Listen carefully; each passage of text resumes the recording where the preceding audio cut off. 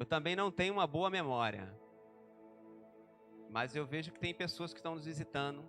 Eu já queria agradecer pela sua presença nessa noite. Agradecer por você ter vindo a esse lugar. Eu quero declarar que Deus tenha falado contigo já dentro desse culto que nós participamos. E que você saia daqui com respostas.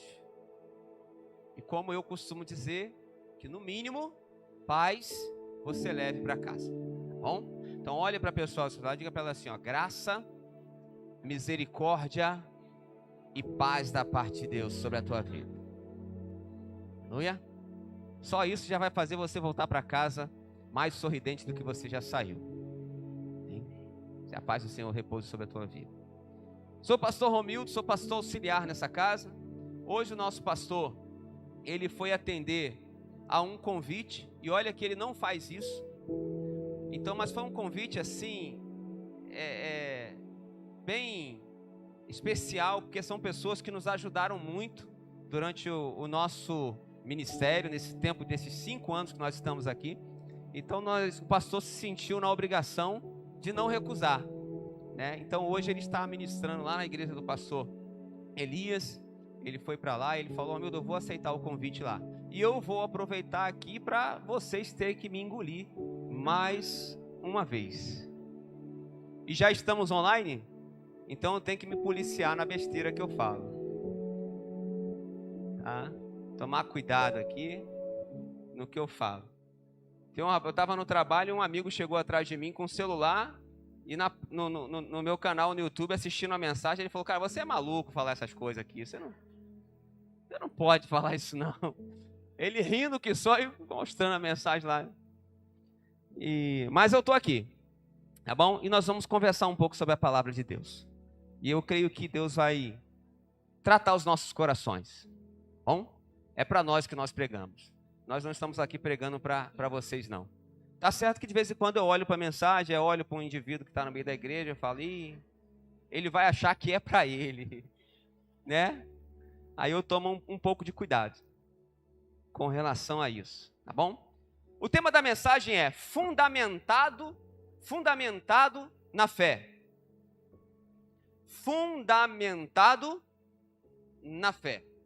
Olhe para a pessoa que está do seu lado mais uma vez, eu prometo que será somente a primeira vez que eu peço. Olhe para ela e diga assim, você fundamenta os seus sonhos, os seus projetos na sua fé, ou você deixa a vida te levar? Então, o intuito dessa mensagem é que você trate a fé como um firme fundamento para tudo na sua vida. Para os projetos, para os sonhos, para os desejos, para as coisas naturais, para as sobrenaturais. Seja ela o fundamento para a sua vida. Porque viver sem fé, uma hora você bate em algo que você não consegue explicar. Eu, quando estava fazendo um curso técnico há anos atrás, como diz um amigo meu, a Priscas Eras, um professor, um engenheiro elétrico, ele falou para mim assim, ó, eu comecei a acreditar em Deus quando eu comecei a estudar eletricidade. Ele falou assim, eu comecei a estudar eletricidade, eu passei a acreditar em Deus. E depois eu tive certeza da existência de Deus quando a minha filha nasceu. Aí ele falou, não, aí não tem sombra de dúvida. Ele falou com relação à eletricidade, que ele falou assim, tem tipos de conhecimento que a gente olha assim e fala, não tem como o ser humano chegar àquele raciocínio, sem que Deus, uma hora ele decide lá em cima, vou dar esse tipo de conhecimento para esse indivíduo. Você já parou para olhar para algumas coisas simples assim? Que existe, que estão ao nosso redor, e você para imaginar assim? Não pode, um ser humano não tem essa capacidade. Um ser humano não pode parar e pensar assim, será que a gente consegue trocar um coração defeituoso? Você já parou para imaginar isso? Eu vi meu pai que operou, fez aquela que eles chamam de ponte safena, né? Fez ponte safena. Aí o médico, para acalmar o nosso coração, que era um amigo nosso, ele falou assim, não, é uma cirurgia tranquila. Eles vão meter uma maquita no peito do teu pai. É uma maquita, ele corta assim, abre o osso. Aí vem com uns ganchos assim, que é um extensor para abrir o osso, a caixa do tórax. Puxa aquilo ali. Vai lá, arranca o coração do seu pai, bota num balde com gelo, faz o que tem que fazer, depois bota no lugar de novo e dá um choque. Se voltar a funcionar, show de bola. Se não voltar, adeus papai. O médico, amigo nosso, para acalmar o nosso coração, ele contou isso. Agora preste atenção, imagine se Deus não dá um conhecimento, ele não diz para a pessoa assim, ó, é possível fazer isso. E olha que esse professor meu, ele estudando eletricidade, ele parou para pensar assim, não tinha como o cara ter esse raciocínio. Não tinha como ele chegar a essa conclusão de conseguir controlar isso.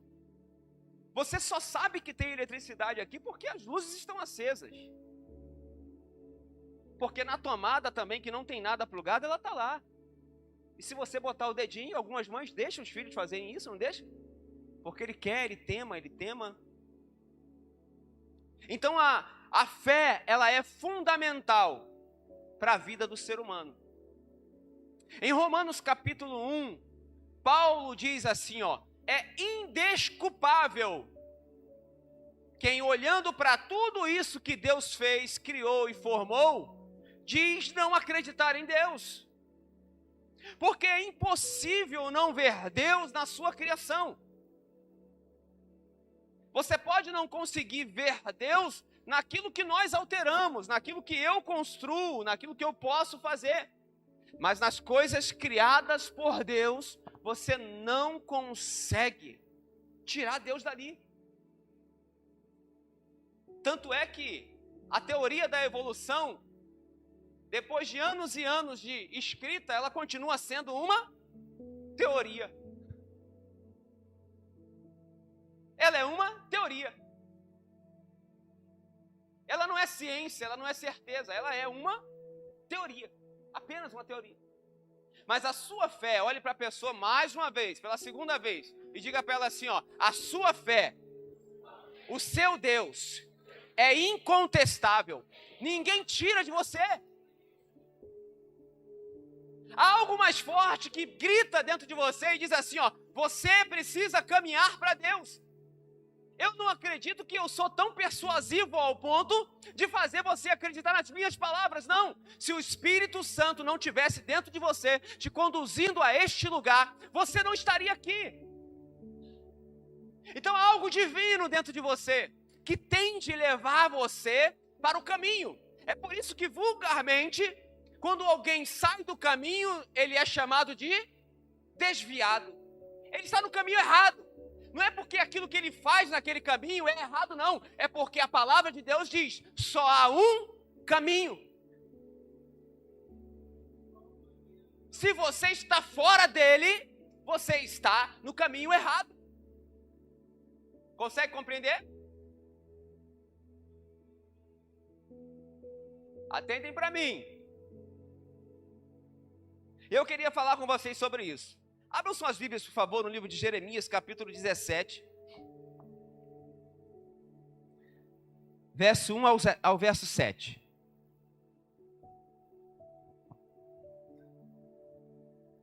Vou aproveitar para fazer uma rebelião, tomar o lugar do pastor Riva.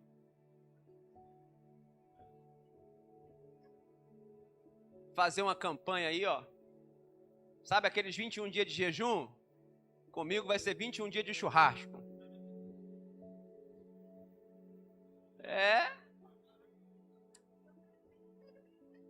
Encontro com Deus vai ser na praia. Eita fé.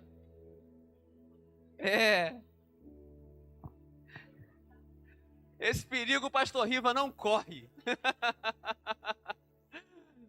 Esse perigo ele não corre. A Bíblia de Jeremias 17, 1 ao 7.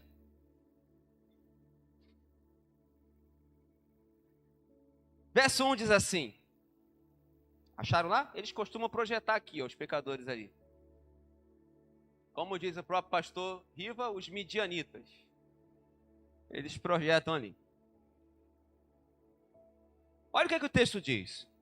O pecado de Judá está escrito com estilete de ferro, gravado com ponta de diamante nas tábuas dos seus corações e nas pontas dos seus altares.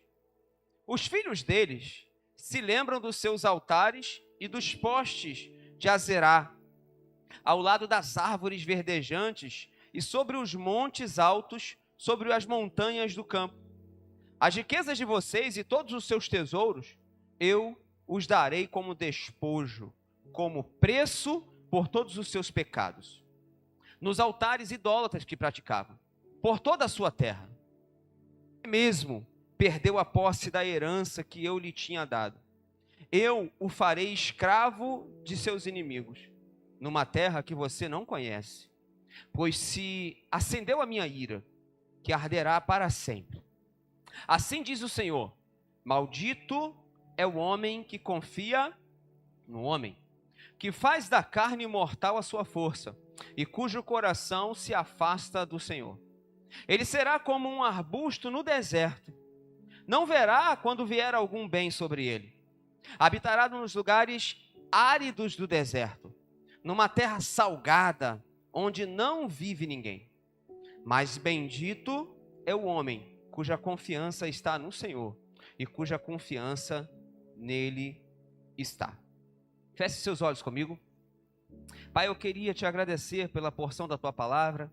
Quero te pedir que a tua palavra se cumpra naquela que diz que ela é como uma semente lançada numa boa terra. Com certeza ela vai brotar, germinar e dar bons frutos. E que os corações que estão aqui hoje possam ser boa terra para receber a palavra de Deus. Que essa palavra possa crescer e gerar frutos em suas vidas, frutos de prosperidade, de crescimento, de alegria, de paz, de bondade, de longanimidade, de retidão, Senhor, de santidade, frutos, bons frutos na vida daqueles que são boas terras para receber a tua palavra. É isso que eu clamo a ti, em nome de Jesus. Amém? Dê um aplauso celebrando a palavra de Deus. Aleluia. Resumindo isso que nós lemos, significa que Judá, a terra que Deus ali separou para ele, que eram os filhos de Deus, eles haviam apostatado, abandonado a fé. Eles se renderam agora a práticas de cultos pagãos.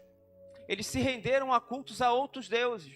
A essa mulher aí com o nome de cera de ouvido, a Zera, eles se renderam a ela e eles gostavam das práticas dos cultos dela. Eram cultos bem fervorosos, eram práticas bem carnais, e eles lembravam disso com saudade. E aí chega Deus e escreve esse texto para eles, que é realmente uma ameaça. É como se Deus tivesse olhado para aquilo e falou assim: eu realmente não gostei do que vocês fizeram. E por isso que vocês fizeram, eu vou fazer com que todos os seus bens se transformem em despojos dos seus inimigos. Vocês vão perder o que vocês têm. Vocês envergonharam a mim, envergonharam aos santos que ainda seguem a minha palavra.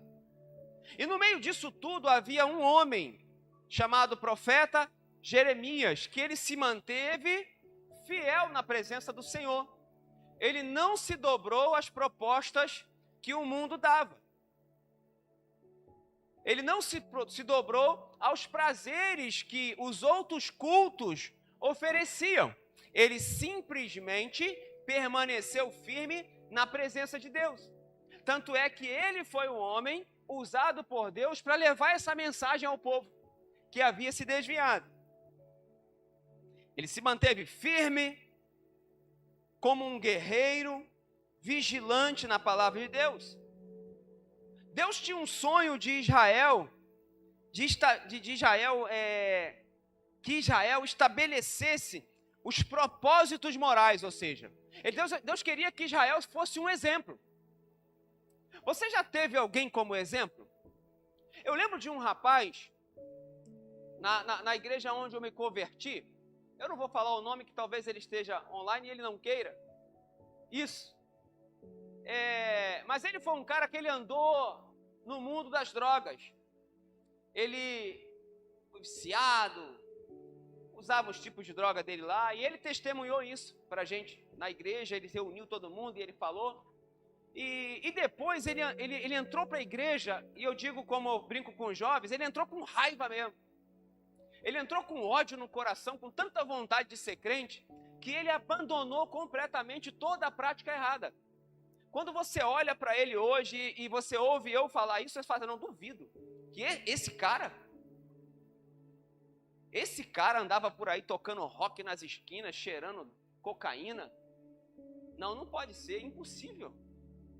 O cara é a imagem de um santo, se fizer de gesso dá para vender. E um dia, um jovem que estava caminhando comigo para a igreja, ele falou assim, ó, se um dia eu for crente, eu quero ser igual a esse cara aí. Então o sonho de Deus para Israel é que Israel fosse uma reverência assim como esse rapaz era.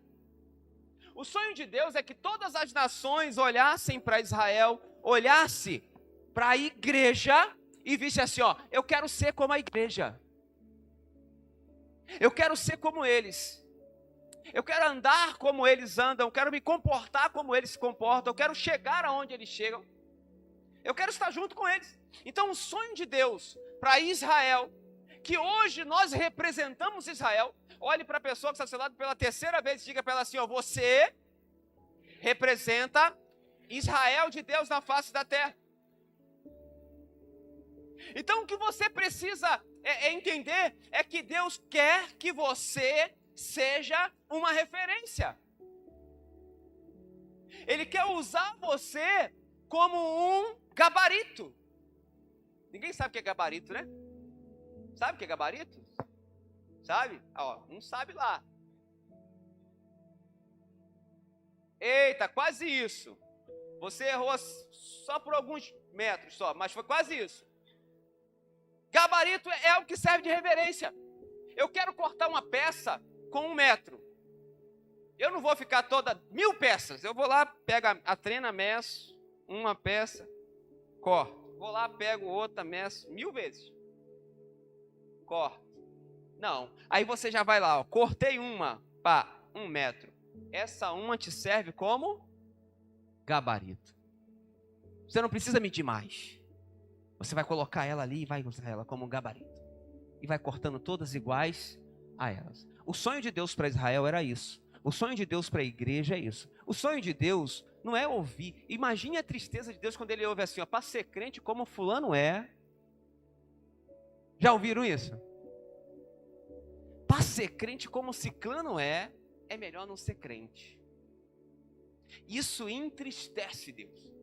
E isso foi o que aconteceu quando Deus olhou para Judá e viu Judá fazendo coisas que não era proveniente de um crente, de um filho de Deus, do povo de Deus. E Deus se entristeceu. A noiva dele traiu ele, abandonou ele. E aí eu queria já começar te ensinando uma coisa, que é o primeiro tópico dessa palavra. Paciência tem limite. Paciência tem limite. Quando nós entendemos e ouvimos que Deus, Ele é bondoso, Ele é tardio em irar-se, Ele é Pai amoroso, nós confundimos Deus como um imparcial. Nós achamos que Deus deixa a coisa correr solta. Não, mas paciência tem limite. Assim como para Judá, naquele período, com aquelas práticas, a paciência de Deus se esgotou, ela pode se esgotar para a gente também. Porque hoje nós somos, diga, Israel de Deus. Você é o gabarito de Deus agora. Algumas semanas atrás eu ministrei aqui e falei, eu usei o texto que Paulo ministrou e pregou. Ele falou assim, ó, sede meus imitadores, assim como eu sou de Cristo. Você e eu precisamos ser gabaritos de Deus. E tomar cuidado, porque paciência tem limite. Por mais que você se disponha a amar o seu filho, a amar o seu marido, a amar o seu amigo, uma hora a paciência se esvai. Não é verdade? Não tem hora que você se estoura lá com seu filho. Ninguém aqui faz isso, né? Todo mundo assistiu, é discípulo de Super Nani. É tudo muito calmo. Todo mundo trata só na disciplina. Filho, você viu que coisa feia você fez? Agora você vai para o cantinho para pensar naquilo que você fez. Tá bom? É claro isso. Né? Tu pensa que a gente escolhe as professoras das crianças aqui como?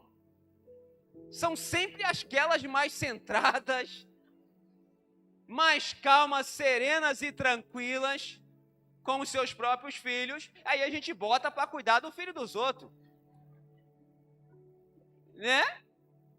Aí fica lá uma opção de moça calma, tudo zen, que a gente avalia essa situação, né? Mas é assim, não é, porque paciência tem limite. Por mais que você ame, tem uma hora que você vai se estressar. Tem uma hora que você vai perder as estribeiras.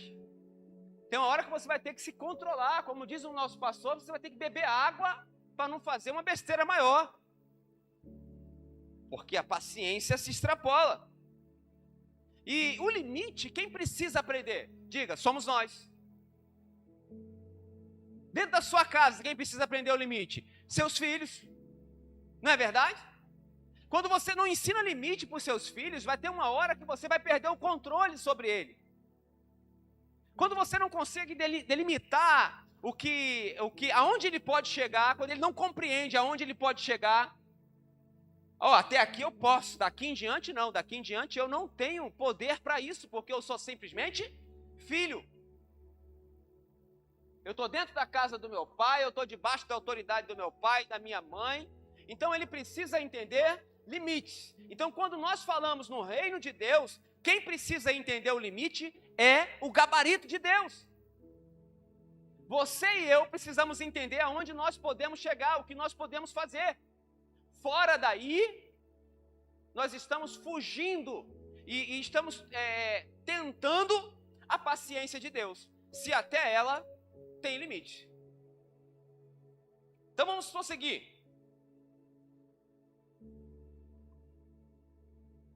Ensinar limite, só para abrir um parênteses, ensinar limite para os seus filhos é muito importante. Sabe por quê? Porque toda atitude que você faz, que você toma, todo ser humano, tudo que você faz, gera consequências. Eu li um livro uma vez chamado O Segredo de uma Mente Milionária, que ele tinha uma frase de efeito lá que dizia assim, pensamentos conduzem a sentimentos, sentimentos conduzem a atitudes, e atitudes produzem resultado. Então toda decisão sua, ela vai gerar um resultado, e resultado gera consequência. Então você vai ter que aprender a lidar com a consequência. Às vezes você decide fazer algo, extrapolar o seu limite, mas saiba que você vai ter que lidar com as consequências dos seus atos. Então ensinar limites é importante, porque vai prezar, vai evitar sofrimentos, vai evitar você ter que lidar com consequências desagradáveis mais na frente. Consegue compreender? Quem já fez algo aqui que se arrependeu? Fez e falou assim, fiz besteira. Eita, pisei na jaca. É exatamente isso.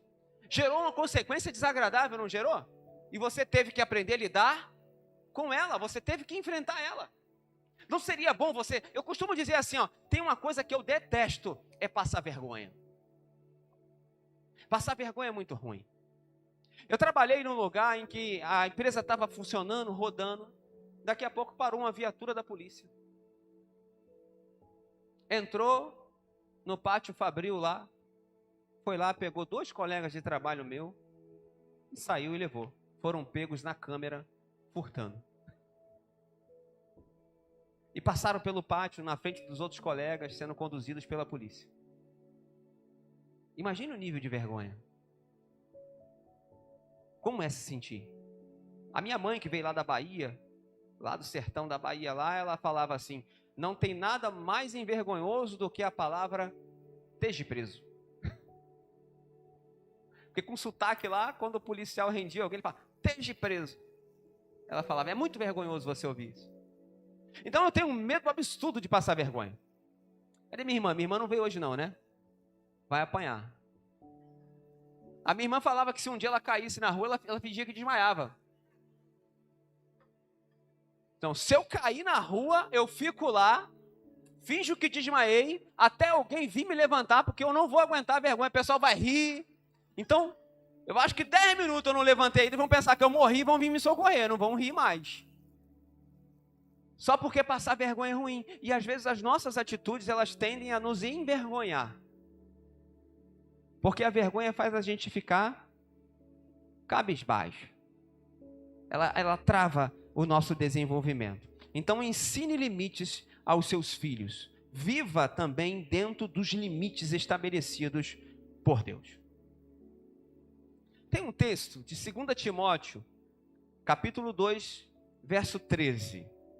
Diz assim, ó: se formos infiéis, ele permanece fiel. 2 Timóteo, capítulo 2, verso 13. Se formos infiéis, ele permanece fiel. Sabe qual é o nosso erro? É entender de forma errada esse texto. A gente entende esse texto que assim, ó, não, eu posso fazer a besteira que for, Deus não muda em relação a mim. Eu posso extrapolar os limites no nível que for, e o que Deus faz a meu respeito não muda. Esse é um pensamento que nos leva a errar. É certo que você entendeu que não importa a besteira que você faça, Deus sempre vai te recompensar da mesma forma. Mas não é assim, porque nós estamos no primeiro tópico, e o primeiro tópico diz que paciência tem limite. E aí nós lemos esse verso 13 de 2 Timóteo capítulo 2, e ele traz um conforto para nós. Só que o verso 11 e 12 diz assim, ó: fiel é esta palavra, que se morrermos com ele, também com ele viveremos. Se sofremos com ele, também com ele reinaremos. Mas se o negarmos, também ele nos negará. Repita comigo: paciência tem limite.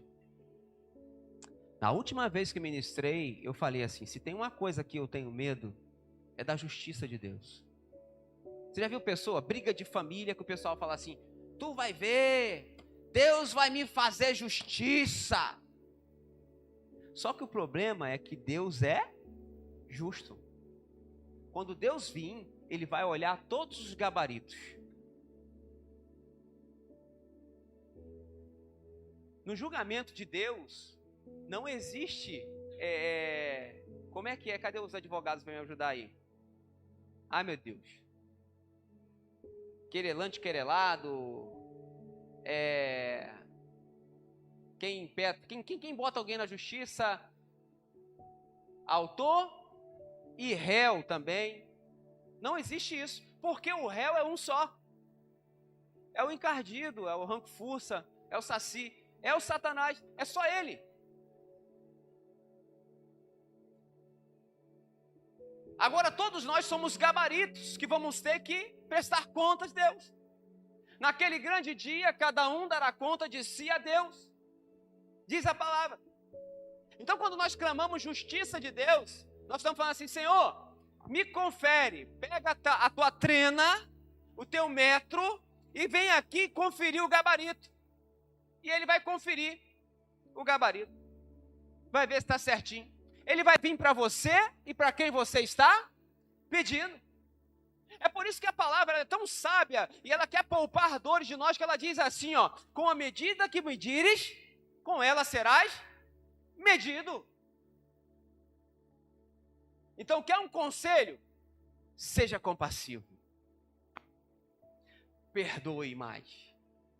Porque na hora que chegar o metro para conferir o gabarito, Ele vai levar em consideração como você tem tratado. Deus vai me fazer justiça. Senhor, não, eu prefiro a graça. Vamos fazer um acordo? Vamos fazer uma reunião de conciliação? Será que tem? É melhor, a gente faz um acordo aqui e vamos deixar a justiça um pouco mais para frente. Vamos agarrar a graça que vem no sacrifício de Cristo Jesus e vamos abraçar ela. Porque quando a justiça de Deus vier, ela vem para todos. Aponte o dedo para a pessoa do seu lado, ó, Deus vai te medir. Ó, vê se você está abaixo do peso ou acima do peso aí. Deus vai te medir.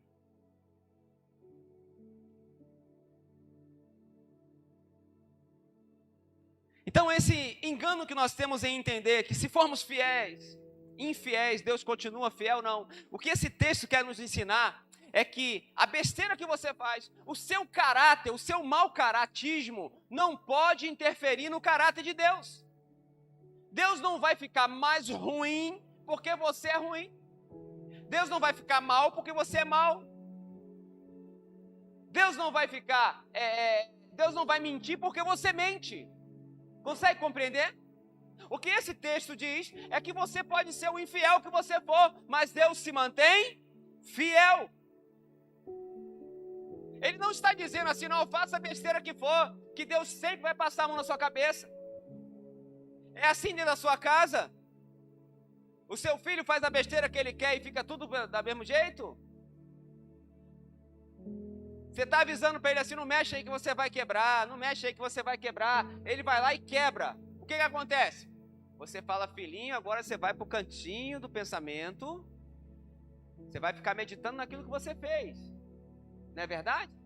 Dentro de igreja é assim, gente. Eu sei que ninguém perde as estribeiras, ninguém grita com criança. Filho de crente não sabe o que é havaiana. Filho de crente não sabe o que é vara de goiaba. Filho de crente sabe o que é disso, não. O crente pega com todo carinho, você vai para o cantinho do pensamento, vai. Para o canto do pensamento. Qualquer semelhança é mera coincidência. Jeremias 17:3 diz assim, olha o que nós já lemos. As riquezas de vocês e todos os seus tesouros, eu os darei como despojo, como preço por todos os seus pecados, nos altares idólatras e por toda a sua terra. A prova de que Deus reagiu aos atos de traição de Judá com a sua própria justiça é essa. Ele olhou os seus gabaritos e viu que eles não se encaixavam bem na medida. E ele falou, por isso, a minha paciência se esgotou. Sabe aquilo que você tem, acha que é teu? Eu vou entregar aos seus inimigos. Eles vão vir aqui e vão pegar. Como assim? Achei, despojo, levei. Então tome cuidado, porque a paciência tem limite. Aprenda uma coisa, Deus não é conivente com o seu pecado. Você é livre para fazer as suas escolhas, mas cuidado, para não se tornar escravo das consequências das suas escolhas. Amém? Então, uma opção de cara de assustado olhando para mim.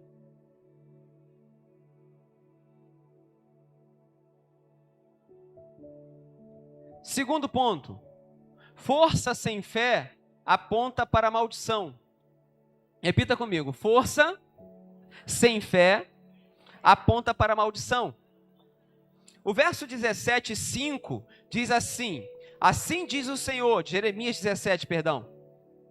Assim diz o Senhor, maldito é o homem que confia no homem, que faz da carne mortal a sua força, cujo coração se afasta do Senhor.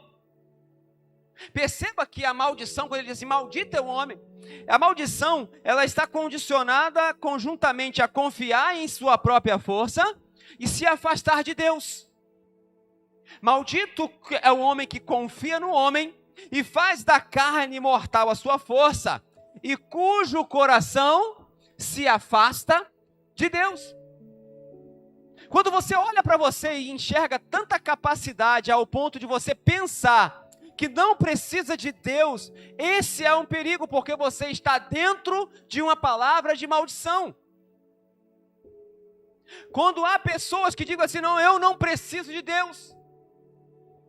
Pessoas que já são tão bem abastadas que elas acham que já são suficientes para tudo. E nós nos enganamos. Nós nos enganamos porque pensamos que a nossa vida, nós precisamos apenas de dinheiro. É verdade ou não é? Se eu perguntasse o que falta na sua vida hoje, eu falo, falta mais dinheiro. Eu preciso de um pouco mais de dinheiro. Mas aprenda algo. Você precisa de dinheiro e precisa de Deus. Você precisa de dinheiro, mas você também precisa de Deus. Não confie só no dinheiro, porque ele apodrece. Ele vai ficar aqui. Entenda que maldito é aquele que confia só na sua força e que também se afasta de Deus.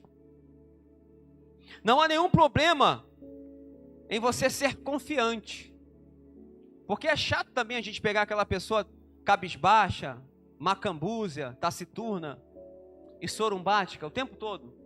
Vocês já conviveram com pessoas assim? Pessoas que estão sempre para baixo, sempre triste, sempre vai dar errado, sempre não vai conseguir, sempre não é para ela. É ruim é meio tóxico você andar com esse tipo de pessoa. Porque às vezes você quer fazer a coisa e... Eu não sou dotado do dom de fé, eu já falei isso para vocês. Às vezes eu fico quieto, mas eu não jogo para trás não. Não jogo mesmo. Quando o pastor entra com os projetos malucos aí, eu fico quietinho na minha. E tá chegando mais projeto doido aí. Eu cheguei com uma ideia de humilde, o pastor veio com um projeto absurdo e tá chegando mais projeto aí. Mas eu fico quietinho na minha aqui, porque eu já apanhei 2 vezes. Quando ele falou, vai dar para pagar os ar-condicionados, eu falei, vai dar, macaco. Pensei, né? Não vai dar. Vai dar para rebaixar? Eu falei, não vai dar ruim. Vai dar PT. Não vai dar. E tá tudo aí. Certo? Então fique na sua. Não seja aquela pessoa que dá sempre para trás, que dá tudo. Você conhece alguém assim? Ainda vou te dar uma outra dica. Se você conhece alguém assim, se você tem essa pessoa, mantenha ela no mínimo 100 km de distância de você. Se afaste dela. Ela não é para o seu convívio. Você precisa ser gabarito para ela. Ela não pode atrapalhar a tua vida. Consegue compreender?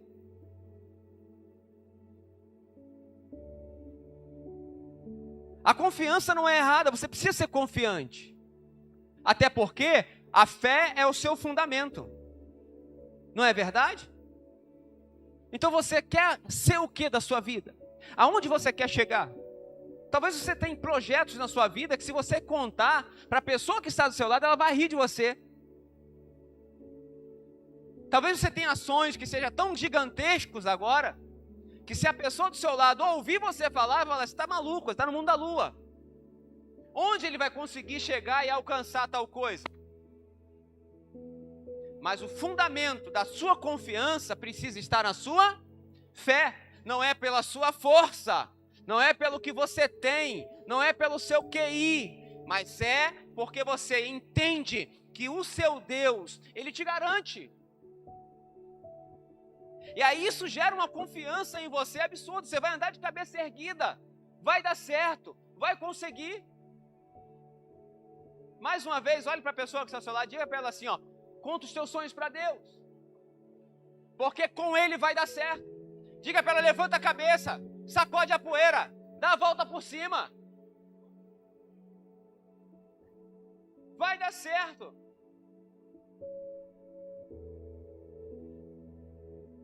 O erro está em pensar que precisamos de um bom salário. Nós não precisamos só de um bom salário, nós precisamos de um bom salário e precisamos também do Senhor na nossa vida. Nós não precisamos só de uma boa casa, de um bom carro, não. Você precisa de uma boa casa, de um bom carro, mas você precisa também do Senhor na sua vida. Você não precisa de um casamento, de um bom marido, não. Você precisa de um casamento, de um bom marido, de uma boa esposa e de o Senhor estar na sua vida.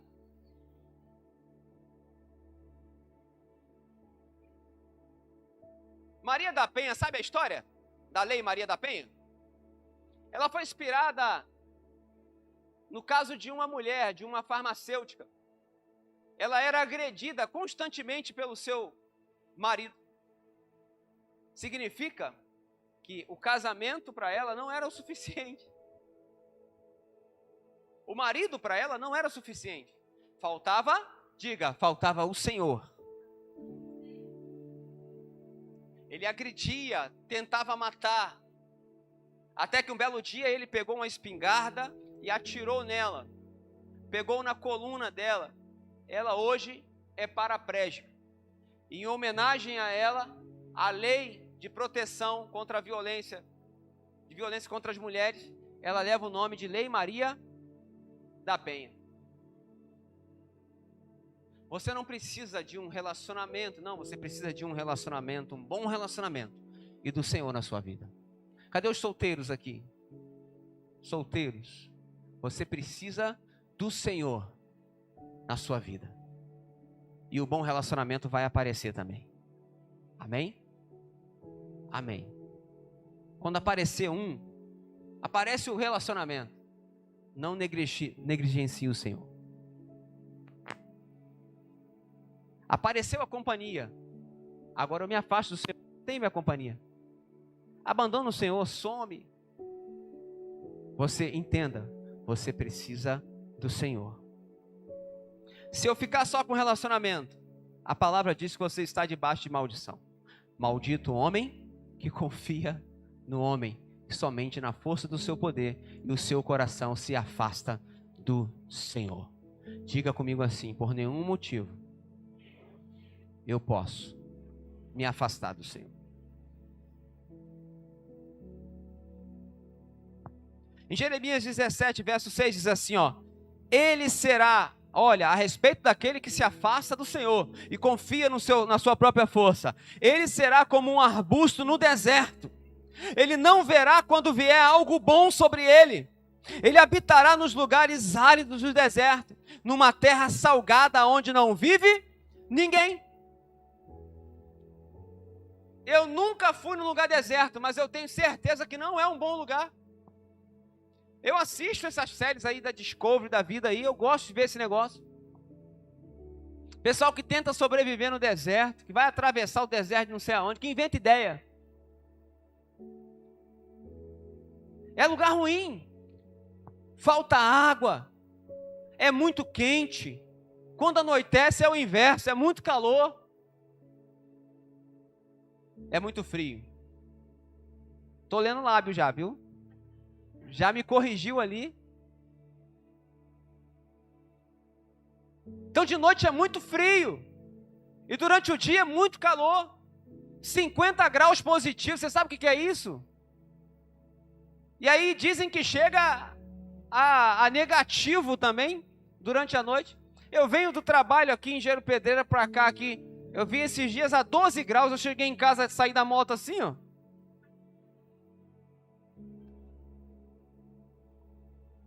12 graus, eu falei, que é isso? Não precisa disso tudo, gente. Eu falei, Senhor, já inventei roupa lá, já botei calça de moletom por debaixo da calça jeans, estou indo trabalhar com meião de futebol, eu estou inventando uma porção de coisa, é jaqueta por cima de jaqueta, eu chego que nem um boneco no trabalho, só pensando na hora da volta, 6 horas da manhã. Agora no deserto, 0 grau lá, ou mais até, ou menos, né? Até.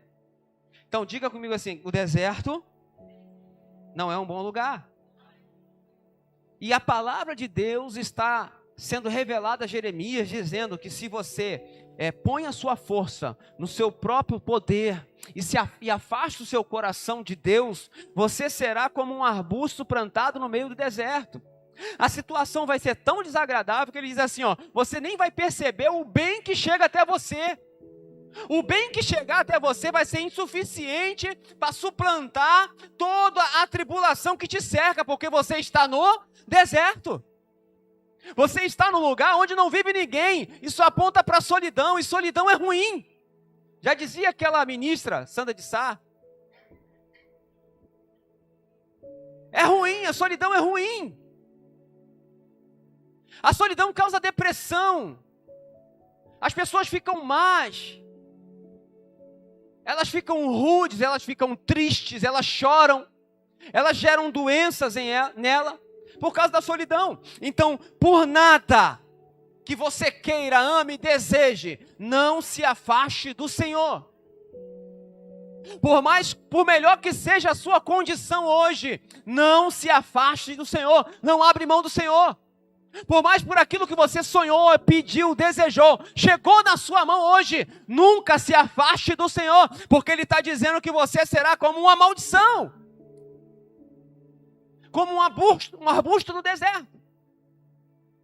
E não me importa, talvez você agora pode, Ele não sabe da minha vida, Ele não sabe o que eu vivo, o que eu preciso, não me importa, a referência que nós temos aqui é a palavra de Deus. Não tenha nada que você me diga essa noite, que me diga assim, ó, isso justifica eu abrir mão de Deus. Não tem nada. A primeira coisa na sua vida precisa ser o seu Deus.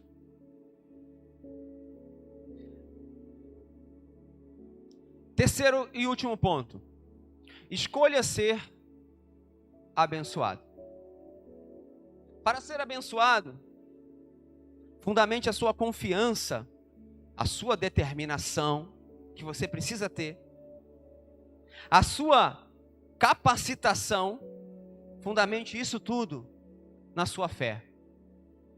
Você é confiante, você estudou, você tem planejado, pega isso tudo, bota em cima da sua fé, e aí você vai ser abençoado.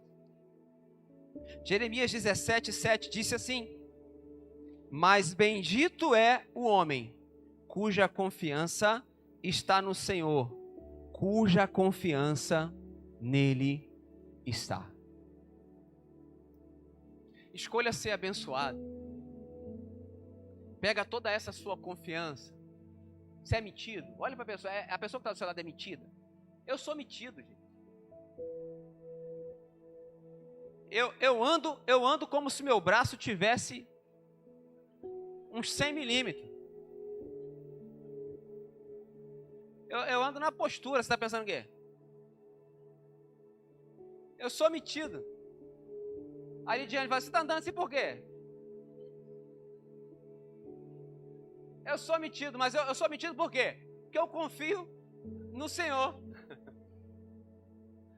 Tá? Vai acontecer por quê? Porque eu confio no Senhor. A relação sua com Deus é a mesma de um filho com o pai. O filho tem uma confiança no pai que é absurda.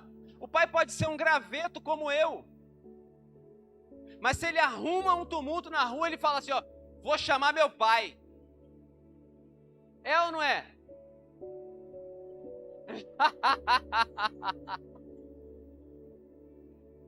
A confiança dela está no Senhor.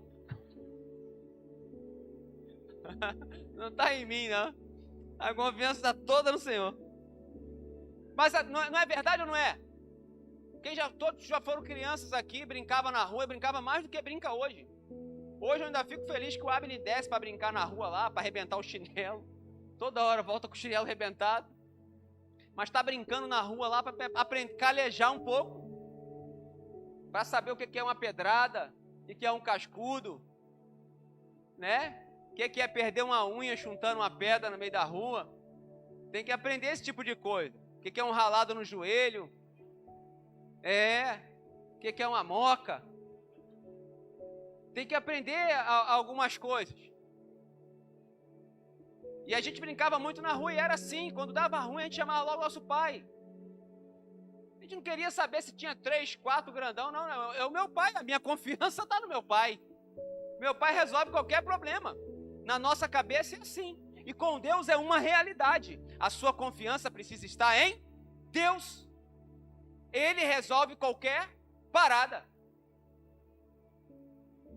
Então peguem essa confiança, essa determinação, a capacitação, tudo que você planejou, estudou, construiu e põe em Deus, porque você será bendito, porque a sua confiança está no Senhor.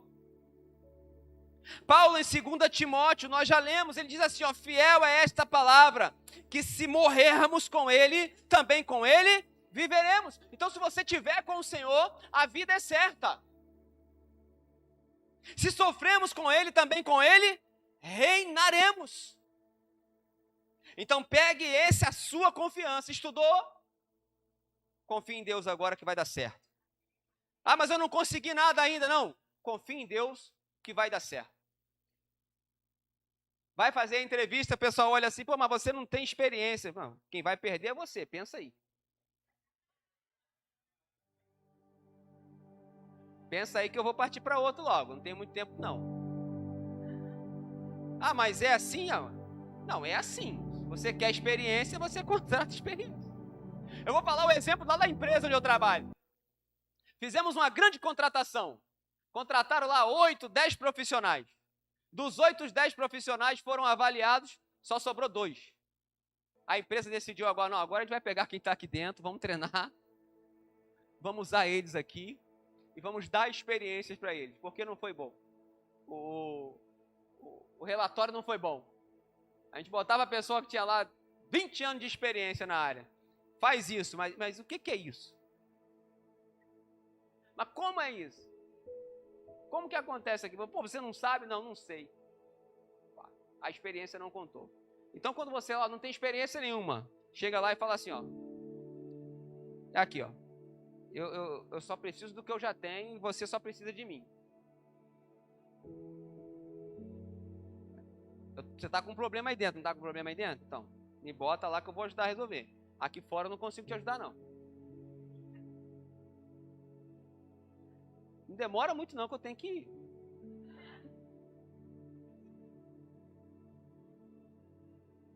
Demora muito não. Quer ser abençoado? Morra com Jesus. Sofra com Jesus. E nunca negue a Jesus. Quando falamos morrer com Jesus, é porque às vezes você vai ter que renunciar a algumas vontades suas. Isso é morrer para Jesus.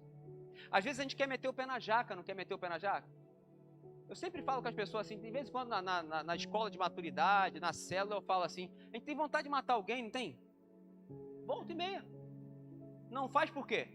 Por Jesus. Morre, mata a sua vontade por Jesus. E tem vontade de fazer besteira. Não, mas só tem santo aqui. Eu olho para a cara de vocês, eu vejo que ninguém tem vontade de fazer besteira aqui. Todo mundo calmo, sereno e tranquilo. Mas por que não fazemos? Por Jesus. Isso é morrer com Jesus. Não é você ser crucificado, açoitado, não. Ele disse que toda a dor ele já levou. O castigo que nos traz a paz estava sobre ele. E pelas suas chagas nós fomos sarados. Isso diz a palavra.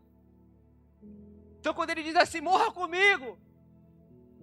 É assim, ó, renuncia essa tua vontade aí que tu sabe que é errada. Você sabe que não é para fazer, você sabe que não é para pisar, você sabe que não é para tocar aí, você sabe. Então morra com Jesus. Decida ser abençoado.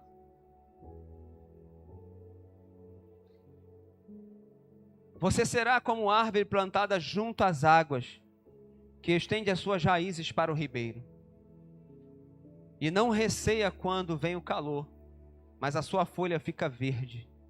E no ano da sequidão, não se afadiga e nem deixa de dar frutos. Jeremias 17:8.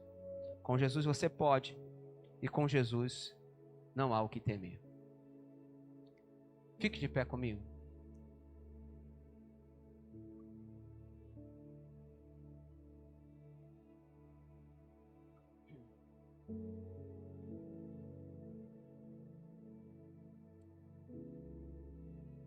Eu queria orar por você, se é que me permite.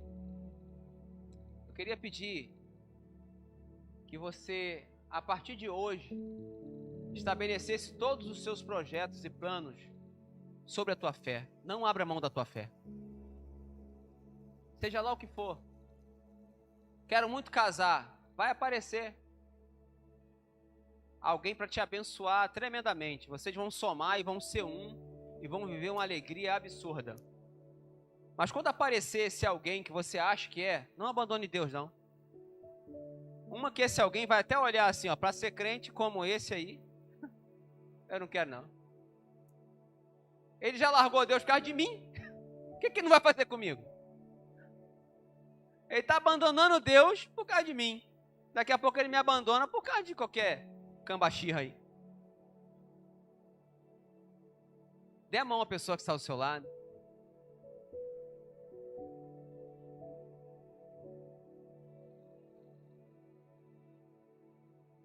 Faltou luz, gente? Tá bom, assim.